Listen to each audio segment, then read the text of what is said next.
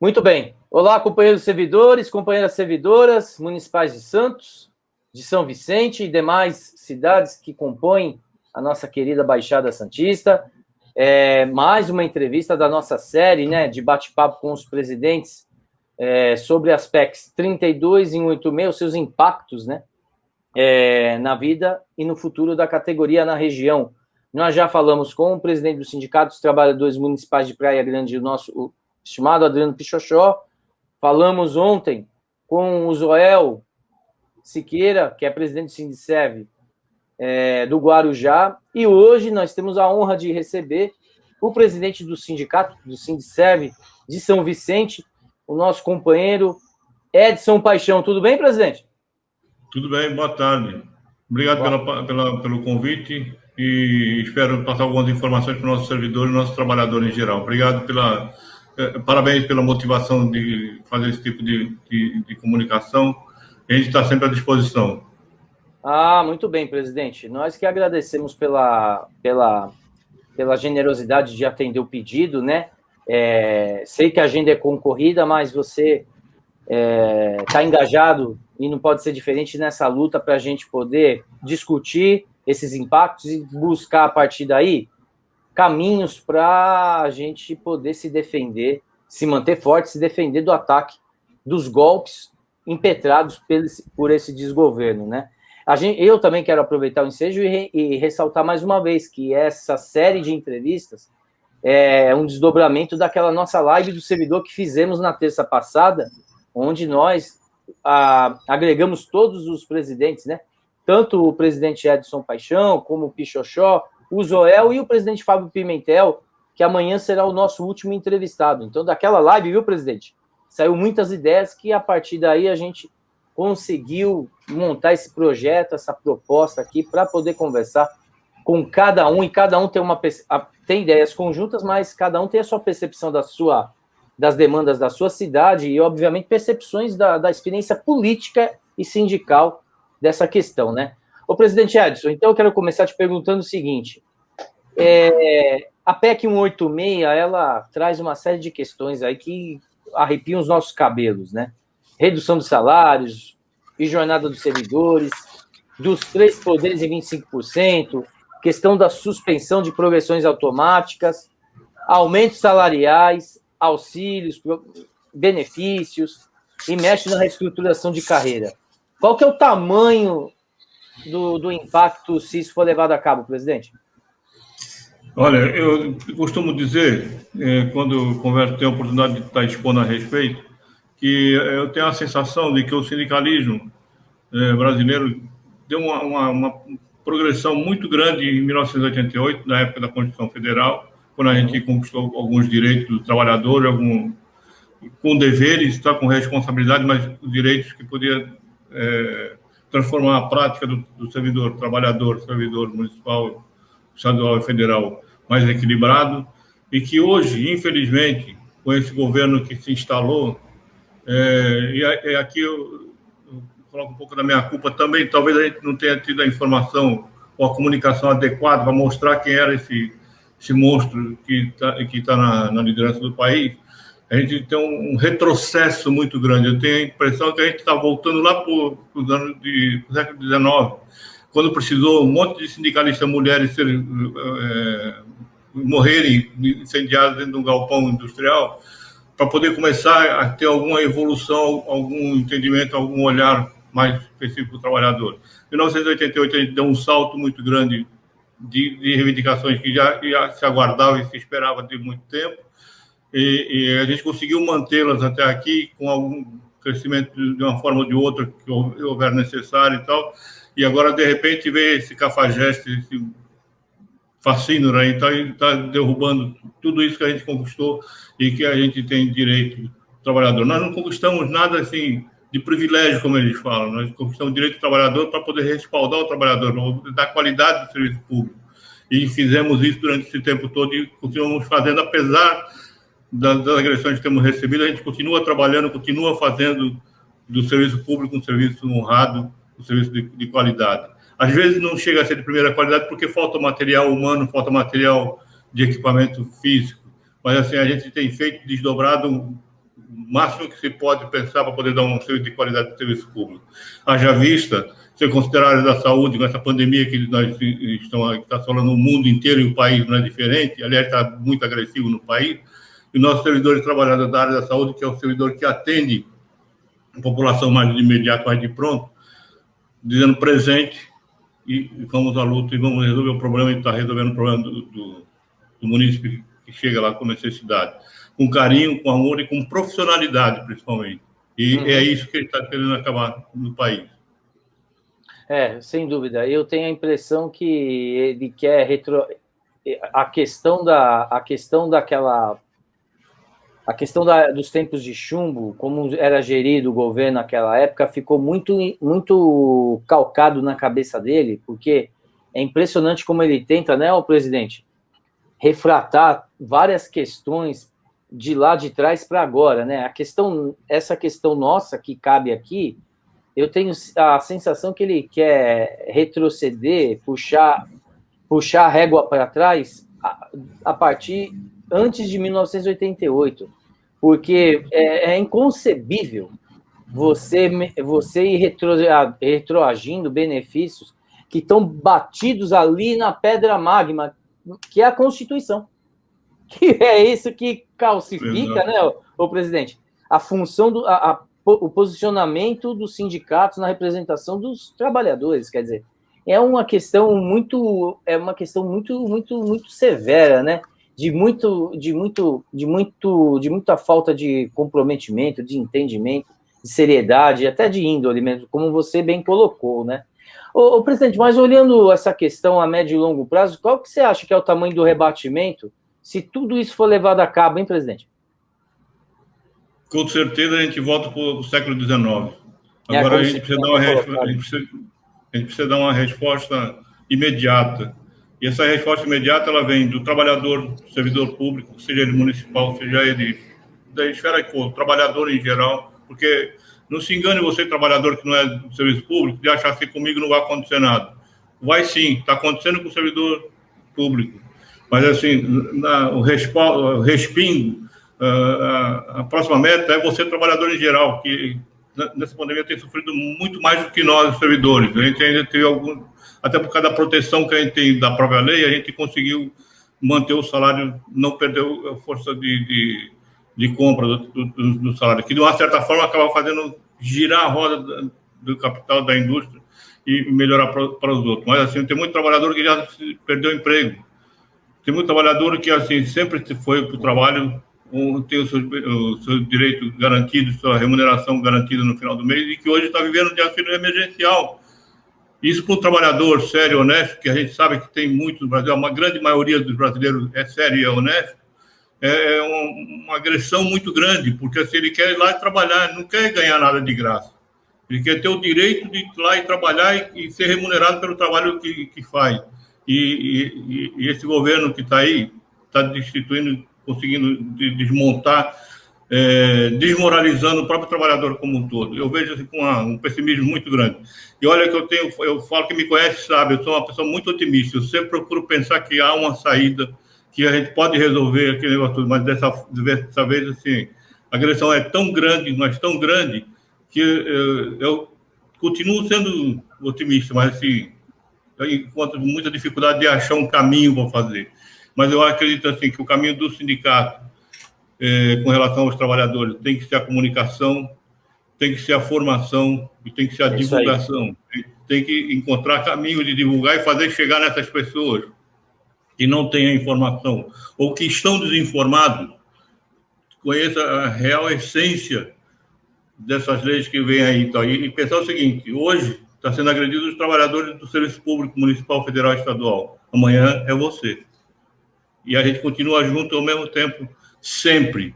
Mas hoje nós precisamos de vocês.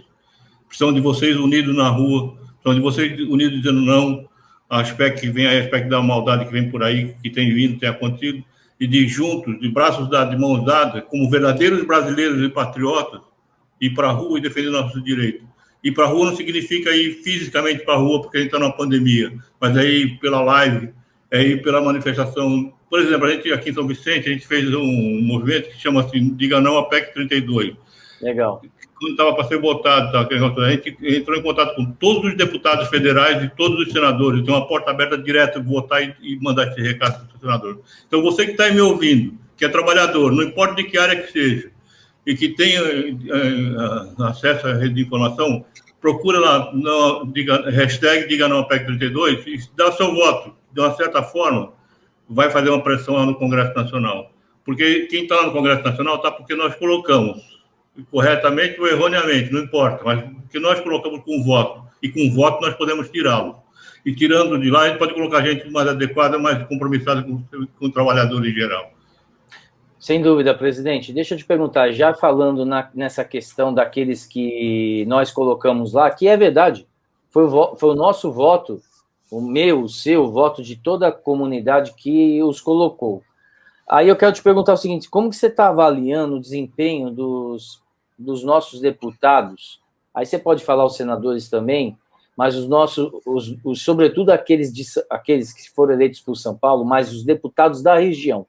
Como que tem sido o diálogo com eles? Como que você está avaliando o desempenho deles frente às nossas demandas no Congresso, presidente? A gente tem feito um acompanhamento assim, de algumas informações, principalmente com a deputada Solange Freitas.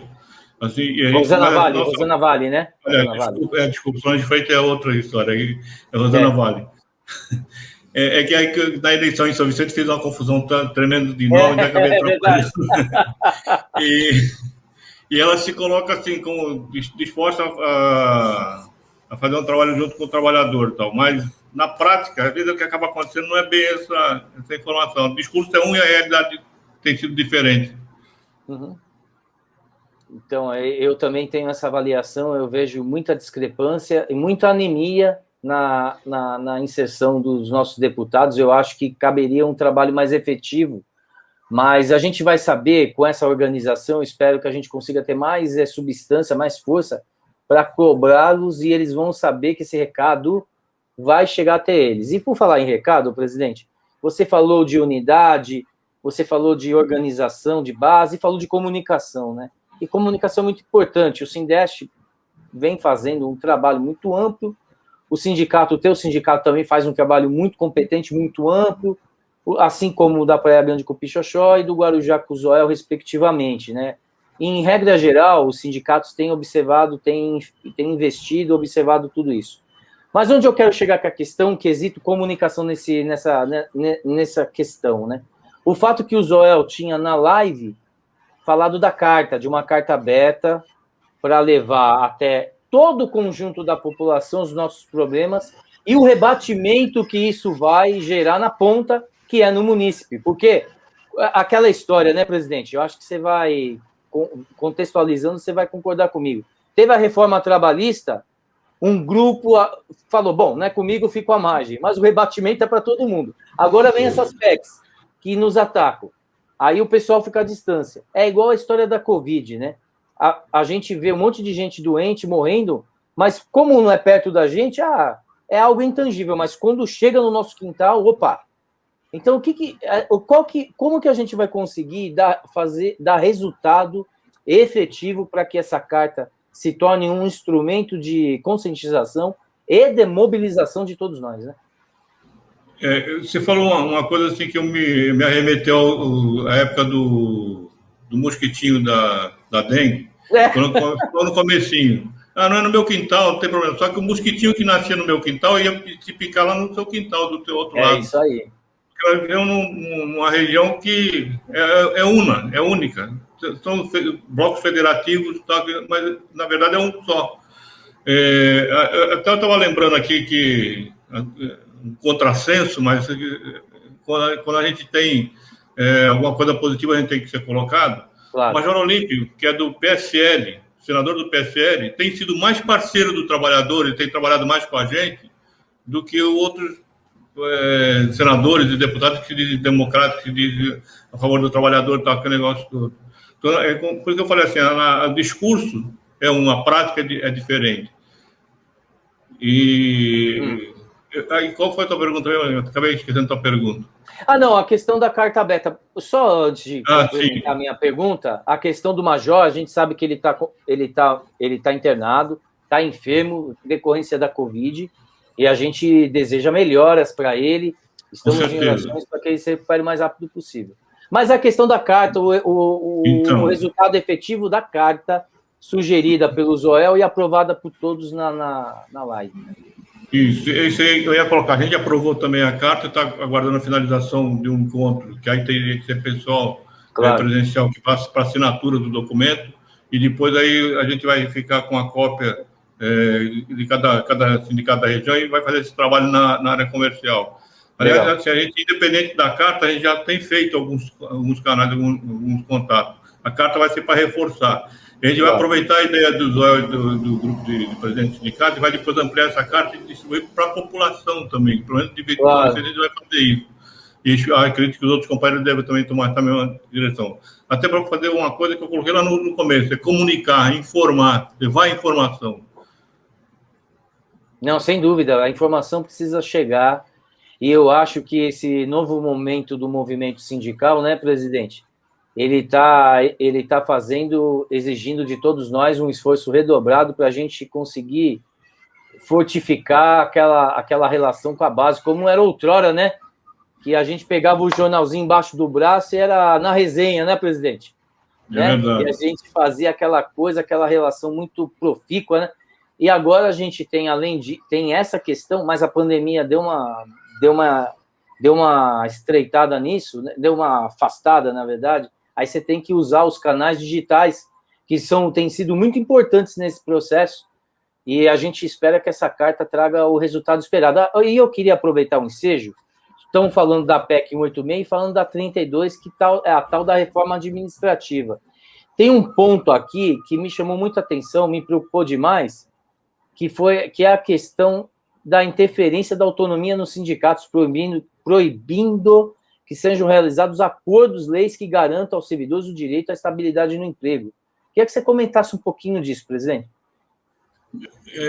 Como a gente fala, esse governo está cheio de agressões. Como é que você vai chegar e procurar impedir que o sindicato participe de um acordo coletivo, ou de um acordo individual ou coletivo? Teoricamente, e na prática, a gente vê que a maioria dos sindicatos acontece isso, a gente tem a informação e se prepara para a informação, até porque a gente tem que fazer essa defesa do trabalhador e tem que conhecer a parte jurídica. Então, a gente tem informação. Muito provavelmente seja por isso que eles não querem a gente na mesa de acordo. Porque sabe que vai ter uma pessoa que tem uma certa formação, que tem um certo conhecimento, que tem algumas respostas às contradições que eles colocam. Mas assim, eles podem querer tirar a gente da mesa, mas a gente não vai sair da mesa. A gente vai fazer igual o garoto teimoso empirrado, vai grudar na mesa e não vão sair dela. A gente vai estar sempre presente e sempre defendendo o trabalhador. É igual o garoto pirracento, né, presidente? Isso, pirracento. Ele não pode ser diferente, porque é um direito consagrado. Quer dizer, é um direito consagrado, está na Constituição. Eu acho que há muita, da minha humilde avaliação, muita ignorância por parte de quem pretende nos afastar por meio de manobra de golpista, porque está consagrado na Constituição, pô. Então, me permite uma introdução na sua fala. Então, claro, tirar o direito do sindicato defender esse trabalhador que está lá. Sim, ou claro, seja, claro. Pode ser utilização de má fé. Eu sei que o William vai me atrapalhar, então eu tiro ele da mesa de negociação. Ô, presidente, eu queria aproveitar, e a gente está falando de PEC 32, mas eu queria colocar só uma questão no meio aí, que se interliga, que se imbrica no meio dessas PECs, que é a 173. Como que está essa questão aí no acordo, na negociação em São Vicente? Como que está essa questão, presidente? Olha, a gente, aqui em São Vicente, né, eu estou partindo para a segunda gestão, a gente adotou uma forma diferente. A gente entende que o sindicalismo tem passado por algumas mudanças e que algumas coisas que no passado davam certo, agora não tem mais resposta, então a resposta não é adequada. A gente tem procurado fazer essa modificação na forma de fazer esse sindicato. E a gente tem optado por fazer isso que nós estamos fazendo aqui, conversando, discutindo as posições. A gente sabe que a 173 deu uma travada, uma amarrada muito grande na questão de direitos econômicos. Só que, assim, numa pauta de negociação, ela tem, no mínimo, duas partes. Uma delas é a parte pecuniária, que é onde está travado, e a outra parte é a parte social. Exato. E dentro da parte social, a gente tem muita coisa que dá para poder estar negociando e estar resolvendo. Então, a gente tem procurado. Então, você tem uma ideia, aqui em São Vicente, a gente sempre brigou para fazer a reforma do plano de carreira e salário. E tivemos alguns impedimentos, algumas objeções por isso. Nós fizemos o plano de carreira e salário de uma forma diferenciada. A gente mexeu caso a caso, profissão a profissão, e conseguimos, nessa última temporada que a gente teve, a primeira gestão, ter remuneração acima da inflação, por causa da forma como a gente trabalhou. Claro, parabéns, inclusive, pela excelente articulação, né? Só para você ter uma ideia, a gente conseguiu, sem mexer no plano de carreira e salário, porque não conseguiu dar remuneração mais elevada. Os auxiliares de serviço básico que tinha a remuneração próxima ao mínimo e algumas vezes até abaixo do mínimo, a gente conseguiu levar mais 13% além da inflação. A gente conseguiu fazer uma melhora nos auxiliares administrativos e técnico administrativo, também com uma remuneração acima de 13% acima da inflação. A gente conseguiu fazer a readequação do salário dos enfermeiros, tinha 40% de defasagem salarial. Muito bem. O profissional da área da enfermagem, do nível universitário, tinha uma defasagem na região de uma perda de 40%, foi reenquadrado. A gente tem o auxiliar de dentista, auxiliar de assistente bucal, ou seja, a gente teve várias profissões que a gente fomos pegando de ano a ano e fomos reformando, mexendo na tabela no plano de carreira. Ou seja, não dá de um jeito, a gente arrumou uma forma diferente de fazer. E aqui a gente tem alguns trunfos na mão para poder fazer a negociação. Segunda-feira, semana que vem, dia 22, melhor dizendo, nós já temos uma reunião agendada com o prefeito e vamos ver qual é o retorno da proposta que ele tem para a gente. E nós já entregamos a proposta em janeiro, né? Então aguardando o retorno. Então, qual é a resposta que ele tem para a gente? E a gente vai colocar as nossas posições para trazer ganho de alguma forma para o trabalhador vicentino. Ah, legal, legal. Sucesso, então, nessas negociações e nos manter informado aí para que, de alguma forma, a gente possa ajudá-lo aí, você e toda a sua diretoria, a coletividade do sindicato nessa luta, né? Porque você comentou algumas questões nessa... Imagina, estamos juntos, sempre. E você, presidente, comentou um ponto nessas negociações aí, que nesse lastro de negociação, que eu concordo. A negociação não se faz só num ponto, ela tem uma série de questões que se formam no conjunto, nesse arco.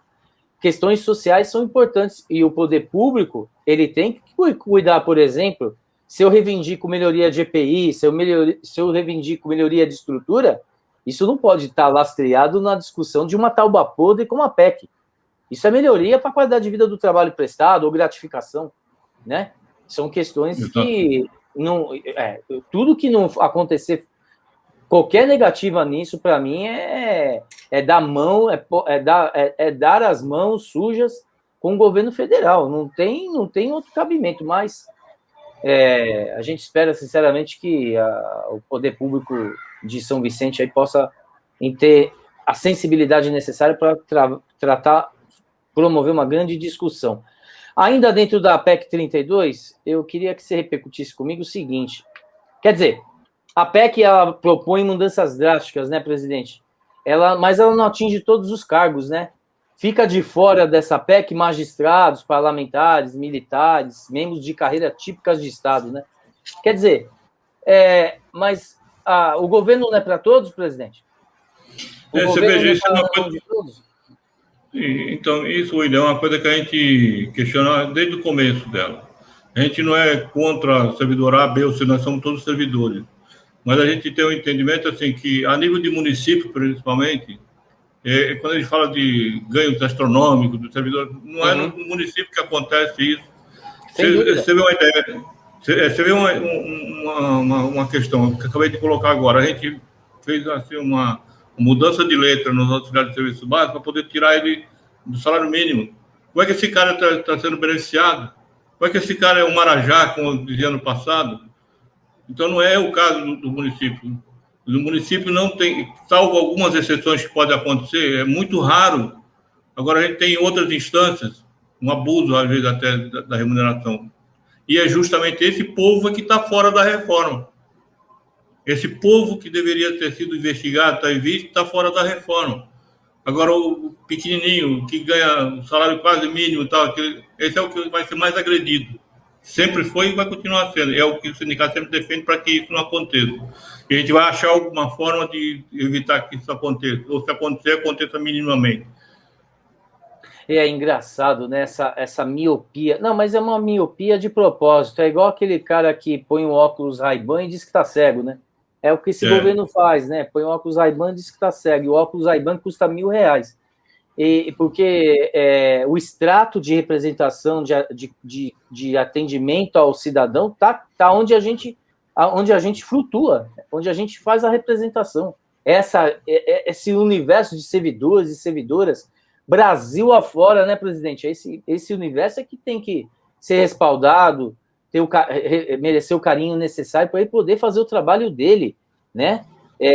Por exemplo, na linha de frente estão eles, por exemplo. A gente fala do pessoal exatamente. do pessoal da segurança, fala do pessoal da limpeza, fala do pessoal da Da saúde, saúde, fala do pessoal dos cemitérios.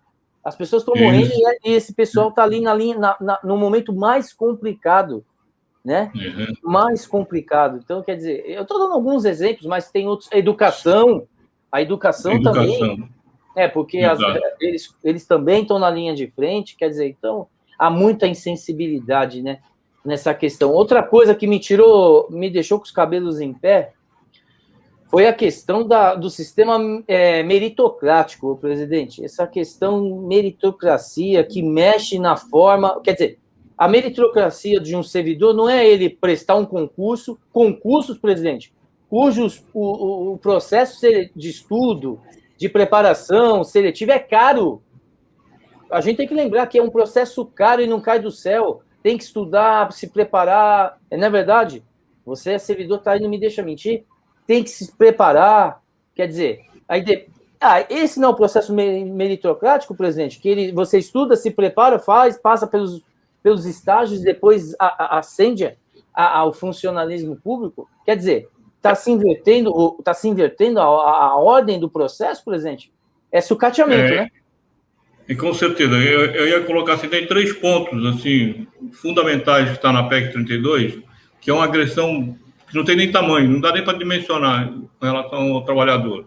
Um deles é que propõe a estabilidade do servidor público, Tá. que ele esquece assim, que propuseram a estabilidade do servidor público por 2 razões. A primeira delas é para que ele fosse protegido daqueles maus políticos, maus caráteres que vivem na política e que faz a perseguição e que vai atrás do servidor, que questiona, que cobra, que denuncia, que está lá para isso, inclusive. Mas então ele foi dada a estabilidade. Em contrapartida, a gente não tem fundo de garantia. Você Exato. trabalha 30, 35 anos, aí está criador, você aposenta e você vai receber seu salário, tchau, obrigado, e até a próxima você não tem direito. No caso de São Vicente, a gente conseguiu instalar algumas coisas no nosso estatuto, a gente tem alguma coisa, mas assim, via de regra não tem. Então, assim, é uma forma de calar a boca o servidor, se tirar a estabilidade, porque ele não tem estabilidade. Se ele denunciar um mal político, o mal político pode persegui-lo. Como fazer como aconteceu no passado? Você tinha um governo que entrava agora, aí ele olhava lá, quem está aqui no governo? Ah, esse cara do governo anterior, manda todo mundo embora, e vai colocar todos os meus. Então você não tinha garantia de que você ia continuar trabalhando, mesmo que fosse um muito bom profissional. Porque a estabilidade você ia conseguir só depois de quase 2 mandatos, se você conseguisse passar de um mandato para o outro. Outra coisa que acontecia muito e que resgata isso aí, que aconteceu, infelizmente, mas a gente não Uhum. vai deixar, é o Claro. apadrinhamento político. Nossa, Com, é complicado, né? com os concursos públicos, além de ter esse processo de meritocracia, como você colocou, você garante que quem está entrando é quem está é, quem está, como que eu diria assim, conseguiu o mérito de estar ali, porque estudou, porque se preparou, porque se investiu Claro. numa carreira, e aí, consumados os dois, concurso público, que é a habilitação para entrar no serviço, que é o que garante a Constituição Federal, com a estabilidade, você garante um servidor de melhor qualidade. E nem Não, sempre você vai conseguir garantir se você for a indicação. Claro que tem algumas coisas excepcionais, que pode ter uma contratação de um político comissionado e que seja muito bom, Mas, assim, via de regra, não é isso.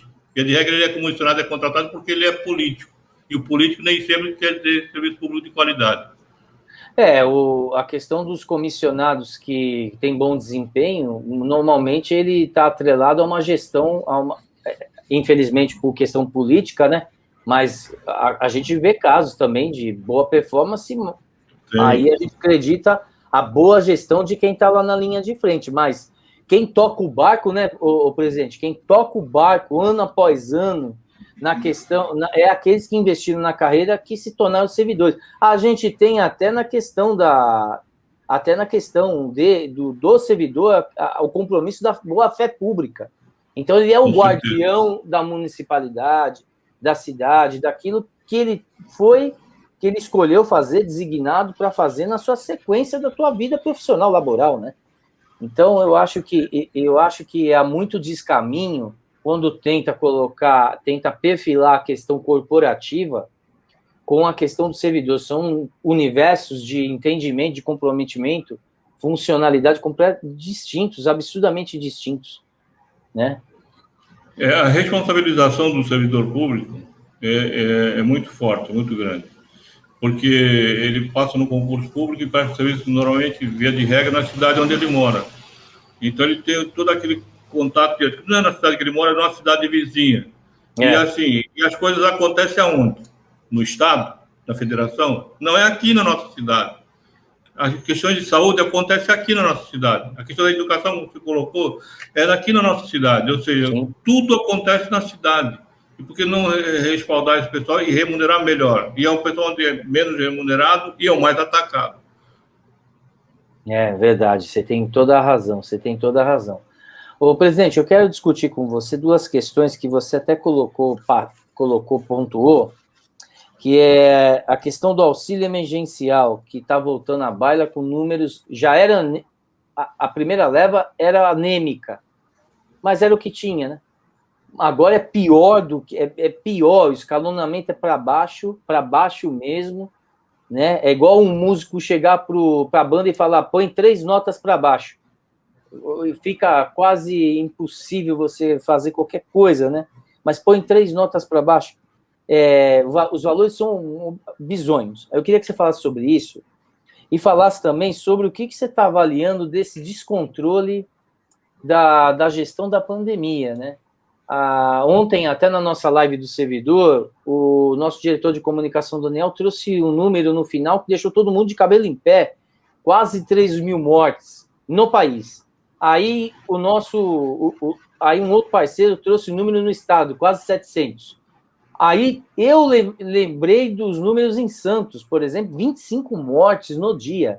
Quer dizer, os números, eles perderam o controle, né, ô presidente? Na Baixada, em todas as regiões por geral. Eu queria que você falasse um pouco sobre essas questões. Né? É que, na verdade, Daniel, tem uma coisa que se chama consciência. Consciência tem quem é ser humano.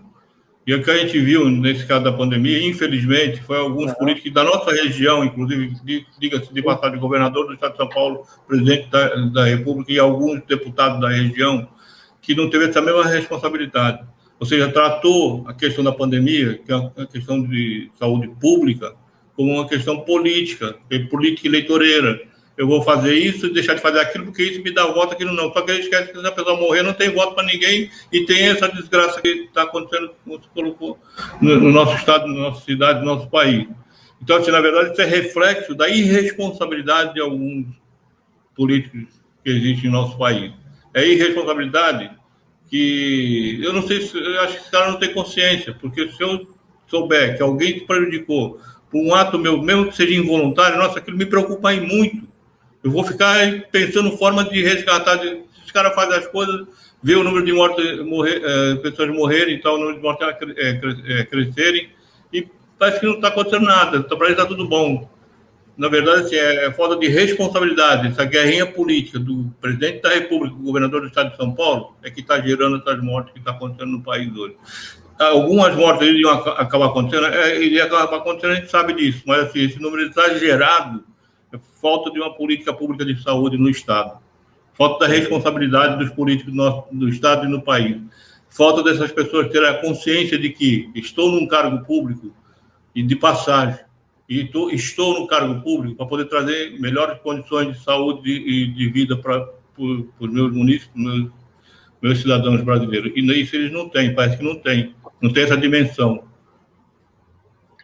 Você tem toda a razão. Infelizmente, é uma triste realidade. Presidente, a gente está indo para a reta final desse nosso bate-papo. Quero te agradecer imensamente pela gentileza, ter aí aberto um espaço na sua agenda extremamente concorrida para falar com a gente no Sindeste TV, falar sobre os impactos das PECs, soluções, caminhos, enfim, de questões de ordem geral que são muito importantes, porque você é uma pessoa com larga experiência, muita inteligência, brilhantismo, e sempre quando se posiciona, tem o que dizer, tem o que propor, isso é muito importante para todos nós.